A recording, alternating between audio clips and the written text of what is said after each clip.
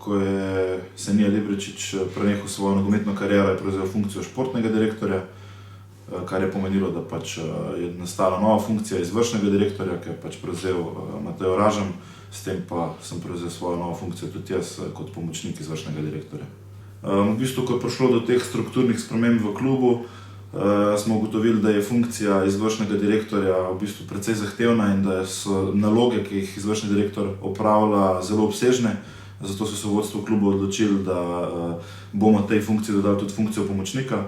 Jaz sem to priložnost seveda takoj sprejel, ko mi jo je izvršni direktor Mateo Ražem ponudil, ker mislim, da gre pač za neko zadevo, kjer lahko klub zelo hitro in pa kvalitetno napreduje. Nek nivo smo držali prej, želja je pa, da ta nivo še dvignemo oziroma najmanj, da ga zadržimo, ker nogometni klub Domžale v principu je predvsem ena zelo velika firma, ki zaposluje zelo veliko število ljudi.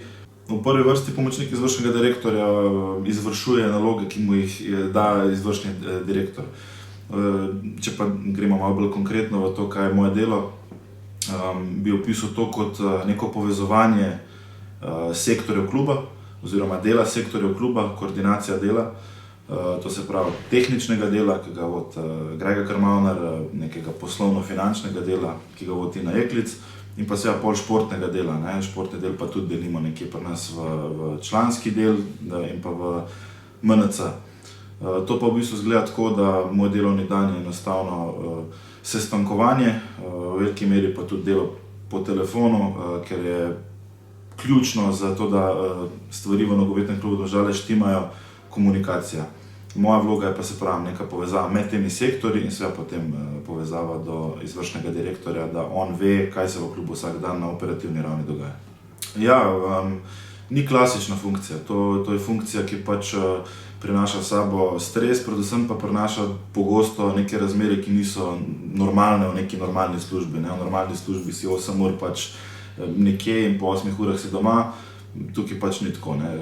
Tudi v pisarno pridemo vsak dan in ne vemo, kdaj bomo šli domov. Včasih to traja 3 ure, včasih traja 12 ur. To je seveda tudi povezano z obdobjem sezone. Normalno, zdaj ravno prehajamo v eno obdobje, ko bo vse skupaj zelo stresno, prestopni rok je vedno stresno obdobje, kjer moramo biti na voljo praktično 24/7 menedžerjem, agentom, našim trenerjem. In to prinaša s sabo seveda tudi stres, ampak bi jaz osebno moram reči, da v tem zelo uživam. In vse skupaj je precej lažje, predvsem zaradi kvalitetnega dela, ki ga opravljajo ljudje v klubu. In tukaj pa mislim, da ni kluba v Sloveniji, ki bi imel na takem nivoju organizacijo dela, kot jo ima nogometni klub Domžale. S tem lahko res izpostavim še enkrat Gregata in Tino in normalno potem športni del direktorja Ibričiča, ker pač stvari funkcionirajo na neki res zavidljivi ravni. Mislim, da nam vsi klubi v Sloveniji lahko to zavidajo. Posebej smo pa lahko ponosni na to, da nogometni klub Domžale operativno deluje na taki ravni in dosega takšne rezultate, sploh glede na to, da smo eden redkih klubov, ki se praktično financira sam, oziroma moramo ljudje v klubu zagotoviti, da vse teče tako, kot mora. V slovenskem nogometu je trend zadnjih let, da se dogajajo prevzemi, vedno neki bogati vlagatelji iz ozadja lahko financirajo klube, v Domžalah tega ni.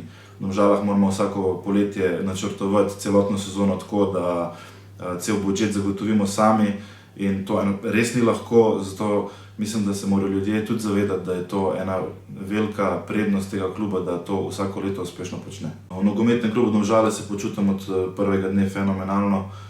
To naše geslo, rumena družina, se mogoče komu sliši malo smešno, ampak tudi meni se je, ampak ko pa prideš v ta klub, ko postaneš del te organizacije, pa ugotoviš, da dejansko to ni samo nogometen klub, ampak dejansko mi to živimo.